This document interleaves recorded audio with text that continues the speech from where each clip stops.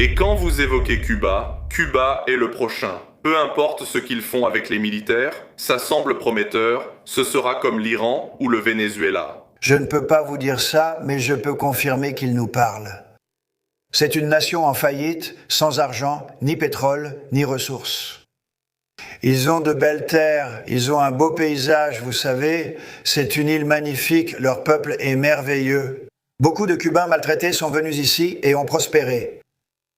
Ce sont des gens très entreprenants, très intelligents, j'en connais beaucoup en Floride, surtout, il y a tellement de personnes comme ça. Un ami à moi a commencé à partir de rien. Aujourd'hui, il est devenu le plus grand propriétaire de stations-service du pays et d'autres entreprises similaires. Je suis à Cuba, je connais aussi une personne fantastique qui est cubaine et qui a réussi à bâtir une grande fortune dans le secteur du sucre. Vous savez, la famille Fanhu, c'est ça, et cette famille qui est la vôtre, ils vont à Cuba pour visiter, ils n'y sont pas retournés depuis environ 50 ans ou quelque chose comme ça, ils viennent en grande partie de Cuba, voyons ce qui se passe. Ils me posaient des questions à ce sujet. Ils veulent revenir, la famille Fanhu et d'autres aussi. Beaucoup de Cubains ont dit qu'ils voulaient retourner à Cuba. Je ne sais pas, à leur façon, pour le tourisme et tout ça, c'est une île magnifique, il fait beau.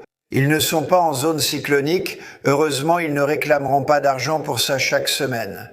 Mais je pense que Cuba, c'est la fin pour toute la vie. J'ai entendu parler des États-Unis et de Cuba. Quand est-ce que les États-Unis vont faire ça?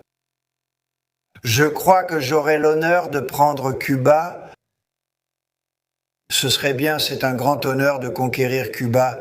Oui, prendre Cuba d'une certaine manière, conquérir Cuba. Je veux dire que je la libère ou que je la prenne. Je peux faire ce que je veux avec lui. Tu veux la vérité? C'est une nation très affaiblie actuellement. Ils ont été comme ça pendant très longtemps, des dirigeants très violents.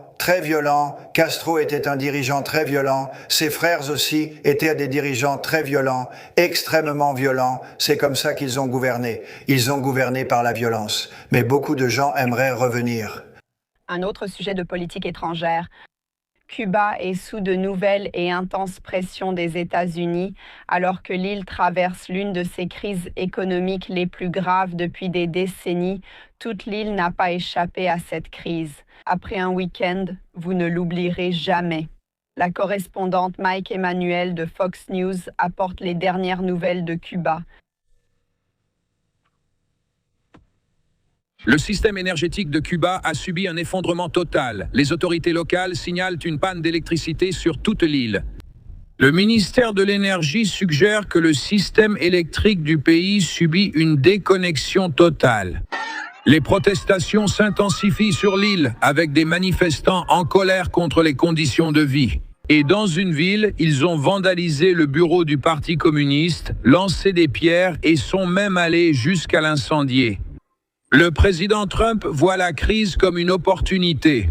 Je crois vraiment du fond du cœur que j'aurai l'honneur de prendre Cuba. Ce serait un grand honneur, c'est vraiment un très grand honneur. Un responsable de la Maison-Blanche a déclaré à Fox, comme l'a affirmé le président, « Nous sommes en discussion avec Cuba dont les dirigeants devraient conclure un accord qui serait facilement réalisable. » Le régime cubain a tendu aujourd'hui une branche d'olivier, déclarant être ouvert aux affaires. Cuba est prête à entretenir des relations commerciales avec des entreprises de divers secteurs, ainsi qu'avec les Cubains résidant aux États-Unis et leurs descendants. Cela va au-delà de la sphère commerciale. Cela s'applique aussi aux investissements. Mais le régime a également critiqué le blocus continu du carburant comme un obstacle à une coopération plus large. Le secrétaire d'État, Marco Rubio, mène l'effort diplomatique et affirme que le statu quo à Cuba est insoutenable. Cuba doit changer. Le changement est nécessaire, mais il n'a pas besoin d'être radical ni du jour au lendemain. Nous sommes tous matures et réalistes. Les démocrates ont présenté des projets pour empêcher des actions militaires contre Cuba sans l'approbation du législatif, craignant que le président n'utilise la force. Sans supervision, comme cela a été fait au Venezuela, pour intervenir directement depuis Washington, Mike Emmanuel de Fox News. Et nous avons aussi cette information de l'ambassade des États-Unis à Cuba, parlant de la panne, disant qu'une coupure de courant national, y compris à La Havane, a eu lieu. Vers 1h54 heure locale, il y a eu une déconnexion du réseau électrique national, entraînant une coupure totale d'électricité qui inclut la zone métropolitaine de La Havane. Il n'y a pas d'informations sur le moment où le service d'électricité sera rétabli. Le réseau électrique national de Cuba devient de plus en plus instable et les coupures de courant, programmées ou non, sont prolongées et se produisent quotidiennement dans tout le pays, y compris à La Havane. Ces coupures affectent l'approvisionnement en eau, l'éclairage, la réfrigération et les communications. Économisez le carburant, l'eau, la nourriture et la batterie de votre téléphone portable en vous préparant aux interruptions. Cette information provient de l'ambassade des États-Unis à Cuba en raison des coupures de courant dans le pays. De plus, Fox News rapporte que l'ancien président Trump a suggéré que les États-Unis pourraient en prendre le contrôle de Cuba. Je cite d'une certaine manière en disant que la nation insulaire est actuellement affaiblie après des décennies de gouvernement du régime Castro. Les discussions entre les États-Unis et Cuba se poursuivent également alors que l'île fait face à ces graves coupures d'électricité. Comme vous venez de l'entendre,